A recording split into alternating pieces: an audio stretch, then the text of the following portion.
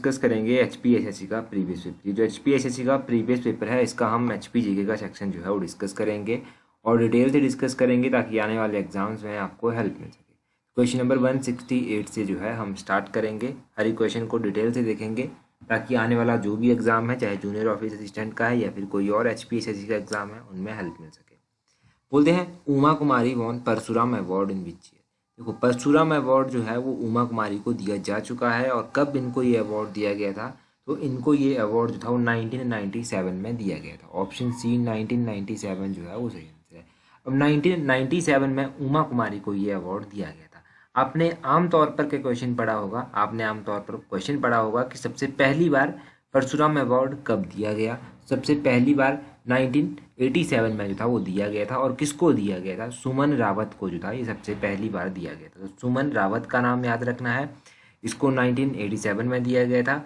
ये एथलेटिक्स से संबंध रखती थी और ये जो उमा कुमारी है इनको 1997 में दिया गया था। स्कीइंग से ये संबंध रखती है, स्कीइंग जो गेम होती है उससे ये संबंध रखती है। तो ये चल गया आपको परशुराम अवार्ड के बारे में पता।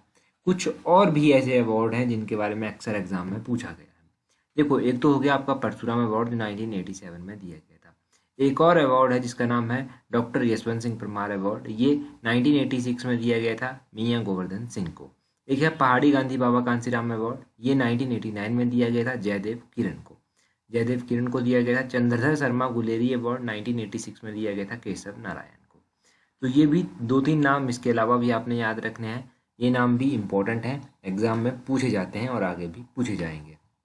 169 क्वेश्चन देखिए, बोलते हैं which personality of Himachal Pradesh is well known for the successful execution of Chipko movement in the remote area of district Chamba. तो चंबा जिले के सुदूर जो रिमोट एरिया है, इसके सुदूर क्षेत्र हैं इसके, वहाँ पर चिपको आंदोलन को सफलतापूर्वक क्रियान्वयन करने के लिए हिमाचल प्रदेश का कौन सा व्यक्ति जो है वो सुप्रसिद्ध है। तो हिमाचल प्रदेश के ऐसे व्यक्ति हैं जिन्होंने चंबा के जो रिमोट एरियाज हैं वहाँ पर चिपको मूवमेंट को जो है वो सक्सेसफुली एग्जीक्यूट किया है। उनका नाम है कुलभूषण उपमन्यु। ऑप्शन बी जो है वो सही आंसर है इस क्वेश्चन का। अब यहाँ से पहले तो आप उपमन्यु कुलभूषण के बारे में जानिए। देखो, वर्ल्ड एनवायरनमेंट एक्सपो जब 2019 में हुई थी तो उस दौरान जो था इनको ग्रीन इंडिया अवार्ड जो है वो दिया जा चुका है, इससे इनको सम्मानित किया जा चुका है। ये संबंध कहाँ से रखते हैं, तो ये डिस्ट्रिक्ट चंबा के भटियात सब डिवीजन से जो है वो संबंध रखते हैं। ये भटियात सब डिवीजन से संबंध रखते हैं। यहाँ से जो है वो चिपको मूवमेंट के बारे में जानना भी इम्पोर्टेंट है। ये चिपको मूवमेंट था, ये काफ़ी इंपॉर्टेंट मूवमेंट है। देखो, उत्तराखंड में ओरिजिन इसका हुआ था। ओरिजिनली जो इसको माना जाता है कि कहाँ से ये निकला था, तो उत्तराखंड से ये निकला था। 1973 के आसपास जो था ये ओरिजिनेट हुआ था। और इसमें क्या था कि जब पेड़ों का जब कटाई की जाती थी, पेड़ों को बहुत सारे पेड़ काटे जाते थे, तो लोगों ने क्या किया, पेड़ों के साथ वो चिपक गए पेड़ों के साथ। जैसे ये पेड़ है, चारों तरफ एक सर्कल बनाकर जो है वो चिपक जाएंगे। तो इसीलिए इस आंदोलन को क्या कहा गया, चिपको मूवमेंट। तो इस तरह से इसका नाम पड़ा। एनवायरनमेंट से संबंधित ये डे है, ये एनवायरनमेंट से संबंधित ये मूवमेंट है, तो एनवायरनमेंट डे भी मनाया जाता है। कब मनाया जाता है एनवायरनमेंट डे, ये मनाया जाता है जून के महीने में। और कब मनाया जाता है, 5 जून को जो है ये एनवायरनमेंट डे मनाया जाता है। अच्छा, यहाँ से किंकरी देवी के बारे में भी याद कर लीजिए। किंकरी देवी जो था वो किस आंदोलन के साथ जुड़ी हुई थी। किंकरी देवी ने जो था वो इलीगल जो माइनिंग होती है उसके विरुद्ध जो था इन्होंने आवाज़ उठाई थी। और इनको जो है वो झांसी की रानी लक्ष्मीबाई स्त्री शक्ति पुरस्कार भी जो है वो दिया जा चुका है। किंकरी देवी को 1999 में जो था इन्हें ये अवार्ड दिया गया था। ध्यान रखिएगा, 1999 में इन्हें ये अवार्ड दिया गया था, झांसी की रानी लक्ष्मीबाई स्त्री शक्ति पुरस्कार। ये इनके बारे में भी साथ में ध्यान रखना है। तो ये दोनों पर्सनैलिटीज इंपॉर्टेंट हैं, दोनों के बारे में पता चला। आगे पूछते हैं, Gayatri temple is located at which place in Himachal Pradesh. तो हिमाचल प्रदेश के किस स्थान पर गायत्री मंदिर जो है वो स्थित है। गायत्री टेम्पल की बात करें तो गायत्री टेम्पल जो है वो रेणुका में स्थित है। रेणुका कहाँ पर पड़ता है, रेणुका डिस्ट्रिक्ट सिरमौर में पड़ता है। रेणुका झील है, Renuka largest natural water lake है हिमाचल प्रदेश की, लार्जेस्ट है, ये ध्यान रखिएगा, नेचुरल लेक हिमाचल प्रदेश की। रेणुका मेला भी लगता है, इंटरनेशनल लेवल का मेला होता है ये रेणुका मेला डिस्ट्रिक्ट सिरमौर में। और कौन कौन से मंदिर है सिरमौर में, एक तो देई का मंदिर है, सिरमौर में जगन्नाथ मंदिर भी है, जगन्नाथ प्रसिद्ध मंदिर है सिरमौर का, तो वो आप ध्यान रखिए।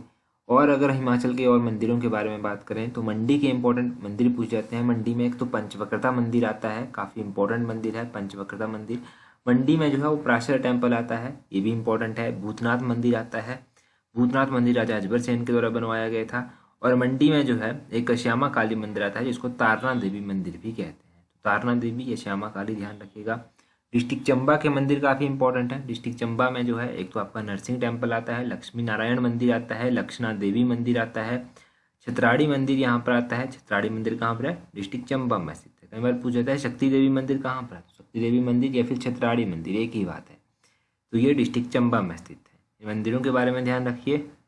पिछले कल हमने एक मोनेस्ट्री पढ़ी थी, मोनेस्ट्री थी कारदंग मोनेस्ट्री। कहाँ पर स्थित है ये कारदंग मोनेस्ट्री? डिस्ट्रिक्ट नहीं बताना है, एग्जैक्टली स्थान बताना है जहाँ पर ये थी, क्योंकि एग्जाम में भी वैसे ही पूछा गया था। आगे देखिए 171 क्वेश्चन बोलते हैं। 171 क्वेश्चन में buffalo fair is celebrated at which place in Himachal Pradesh. जो भैंसों का मेला है, भैंस मेला जो है वो हिमाचल प्रदेश के किस स्थान पर लगता है? बुफेलो फेयर की बात करें कि हिमाचल प्रदेश में कहाँ पर लगता है, तो ये कुफरी में लगता है। ऑप्शन ए कुफरी जो है वो सही आंसर है। बहुत बार हमने पढ़ा है कि कुफरी में लगता है ये बुफेलो फेयर, परंतु कुफरी में जो है वो और भी मेले जो हैं वो लगते हैं। एक तो पत्थर का खेल मेला लगता है, ये कहाँ पर लगता है? ये हलोग में लगता है। हलोग शिमला में स्थित है। पुरानी जो धामी रियासत थी, धामी रियासत की राजधानी थी हलोग में। हलोग में लगता है मेला। एक बुफेलो मेला हो गया। बुफेलो मेला के अलावा एक सारी मेला है। सारी मेला कहाँ पर लगता है? ये आपके अर्की में लगता है। हलोग का मेला हो गया, अर्की का मेला हो गया, कुफरी का मेला हो गया। करसोग ऑप्शन में दिया गया है। करसोग में माहूनाग मेला लगता है। नाग देवता का नाग से माहूनाग बनने की स्टोरी भी हमने डिस्कस की थी, दूसरे चैनल पर जो था वो डिस्कस की थी। वो स्टोरी भी होपफुली आपको पता होगी। उस तरह की इंटरेस्टिंग स्टोरीज हमने कुछ दूसरे चैनल पर डिस्कस करते रहते हैं, पहले भी कर रखी हैं, तो इनको सुन लीजिएगा अगर सुननी होगी। अगला क्वेश्चन देखते हैं। अगले क्वेश्चन में क्या बोलते हैं? बोलते हैं Khairathi is a folk dance of which district of Himachal Pradesh. तो खैरतही जो है वो हिमाचल प्रदेश के किस जिले का एक इम्पॉर्टेंट फोक डांस है, एक इम्पॉर्टेंट लोक नृत्य है? तो ये जो खरतही डांस है ये कुल्लू जिले का इम्पोर्टेंट डांस है। ऑप्शन बी सही आंसर है, कुल्लू जिला। कुल्लू का ये इम्पोर्टेंट डांस है। कुल्लू में जो है ये डांस परफॉर्म तो किया जाता है, इसके अलावा ध्यान रखना है आपको कि एक मार्शियल आर्ट फॉर्म है ये, ठीक है, मार्शियल आर्ट है फॉर्म है ये एक। हिमाचल के और भी इम्पोर्टेंट डांसेज हैं जो आपको पता होने चाहिए। कुल्लू में जो है वो इसके अलावा जो है वो रुचका डांस होता है, ढिल्ली डांस होता है कुल्लू में। कुल्लू के अलावा लाहौल स्पीति के सांद और साबू मोस्ट इंपॉर्टेंट डांसेज हैं जो हमने कुछ दिन पहले ही रिवाइज किए थे। लाहौल स्पीति के अलावा किन्नौर के डांसेज, किन्नौर में कयांग, बाख्यांग, बयांगचू, जात्रू, जापरो ये डांसेज जो हैं वो परफॉर्म किए जाते हैं मुख्य रूप से। ये इंपॉर्टेंट डांसेज किन्नौर के भी ध्यान रखने हैं। किन्नौर के अलावा आपको चंबा के इंपॉर्टेंट डांसेज याद रखने हैं। ढांगी हो गया, ढेपक हो गया, झंझार हो गया। झंझार डांस बहुत बार पूछा गया है चंबा का, झंझार डांस याद रखना है। ये डांसेस हैं ये आपको याद रखने हैं। बेसिकली ये डांसेस बहुत आसान है, बस इनको जितना रिवाइज करेंगे ना उतना अच्छे से आप समझ पाएंगे चीज़ों को। आगे देखिए अगले क्वेश्चन में क्या बोलते हैं Sirkhad is located in which district of Himachal Pradesh. जो सिरखड्ड है ये हिमाचल प्रदेश के किस जिले में बहती है? तो सिरखड्ड हिमाचल प्रदेश के बिलासपुर जिले में बहती है। 97 का ऑप्शन ए जो है वो सही। अब 97 में ऑप्शन ए सही आंसर आ गया कि सिरखड्ड जो है वो बिलासपुर में बहती है।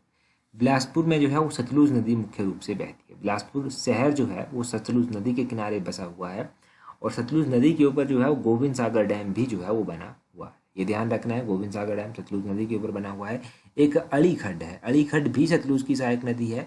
ये जो अड़ी खड्ड है ना इसके ये जो है कहाँ पर स्थित है?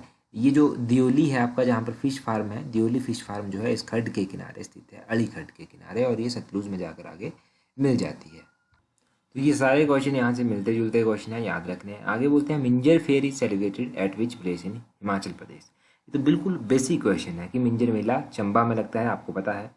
ऑप्शन बी सही आंसर है। अगर एग्जामिनर को टफ कर कर या फिर घुमा फिरा कर क्वेश्चन पूछने तो वो किस तरह से पूछेगा मिंजर किस तरह का मेला है? मिंजर एक इंटरनेशनल लेवल का मेला है। कहाँ पर मनाया जाता है ये तो आपको पता है, डिस्ट्रिक्ट चंबा में मनाया जाता है। डिस्ट्रिक्ट चंबा के चौगान से मुख्य रूप से ये मनाया जाता है। चौगान याद ध्यान रखना है डिस्ट्रिक्ट चंबा का।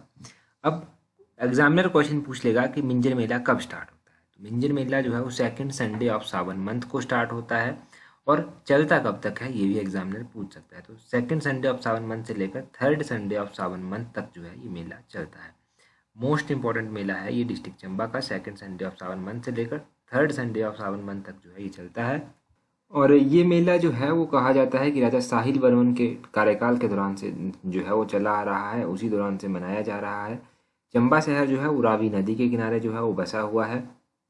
तो ये सब जो है वो मिंजर मेले से जुड़ी हुई बातें आप जान लीजिए। चंबा का पता चल गया आपको यहाँ से मिंजर मेले के बारे में। अगला भी फेयर फेस्टिवल ही है, 99 में पूछते हैं, Hamir festival is celebrated at which place in Himachal Pradesh. तो हमीर फेस्टिवल कहाँ पर मनाया जाता है? हमीर फेस्टिवल मनाया जाता है हमीरपुर में। Option D none of these जो है वो सही आंसर है, क्योंकि हमीरपुर ऑप्शन में नहीं दिया गया है। ध्यान रखना है कि हमीर फेस्टिवल जो है वो हमीरपुर में मनाया जाता है। और एक और बात ध्यान रखनी है कि हमीरपुर में जो नदौन है वो ब्यास नदी के किनारे बसा हुआ है। हमीरपुर में एक हाइड्रो इलेक्ट्रिक प्रोजेक्ट है जो मोस्ट इंपॉर्टेंट है, जिसका नाम है धौला सिद्धा परियोजना। ये जो है 66 मेगावाट की परियोजना है और हमीरपुर में ये स्थित है। हमीरपुर में बाबा बालकनाथ मेला भी लगता है। बाबा बालकनाथ डिग्री कॉलेज भी हमीरपुर के चकमोह में स्थित है, वो भी ध्यान रखना है आपको। हमीरपुर में एक गशोता मेला भी लगता है। हमीरपुर में जो है वो सुजानपुर नामक जगह है, एक सुजानपुर की होली जो है वो काफ़ी फेमस है। होली का जो मेला है ये यहाँ पर लगता है। सुजानपुर की होली काफ़ी फेमस मानी जाती है। और नदौन में जो था वो मंडी के राजा ईश्वरी सेन को जो था वो बंदी बनाकर भी जो था वो रखा गया था राजा संसार चंद के द्वारा। परंतु कितने वर्षों तक बंदी बनाकर रखा गया था ये आप कमेंट करके बताएंगे। नदौन के राजा ईश्वरी सेन को कांगड़ा के राजा संसार चंद ने कितने वर्षों तक बंदी बनाकर रखा था, ये जल्दी से कमेंट करके बता दीजिए। अगला क्वेश्चन देखिए, बोलते हैं Binwa is a tributary of which river of Himachal Pradesh. Binwa जो है वो हिमाचल प्रदेश की किस नदी की सहायक नदी है? बिनवा जो है वो ब्यास की सहायक नदी। ब्यास का वैदिक नाम तो आपको पता है, अर्जिकिया इसका वैदिक नाम है। ब्यास नदी के ऊपर जो है और भी क्वेश्चन बन जाते हैं। इसकी पहले तो सहायक नदियाँ बन जाती हैं कि इसकी कौन कौन सी सहायक नदियाँ हैं। देखो ब्यास की बहुत सारी सहायक नदियाँ हैं। इनमें जो है एक तो बिनवा मुख्य रूप से आती है। बिनवा के अलावा जो है चक्की आती है, गज आती है, हारला आती है, ये आती हैं, पार्वती आती है, न्यूगल आती है, मानूनी आती है, सुकेती आती है। ये सब जो है इसकी सहायक नदियों में आ जाती हैं। इसके इन नदियों के ऊपर फिर आगे चलकर प्रोजेक्ट भी बन जाते हैं। तो वो प्रोजेक्ट कई बार पूछ लिया जाता है कि ये प्रोजेक्ट कौन सी नदी के ऊपर बना हुआ है। तो ये बेसिन नदी बेसिन पूछ जाता है तो वो उस तरह से सही आंसर हो जाता है। तो ये इंपॉर्टेंट नदियों के बारे में हो गया।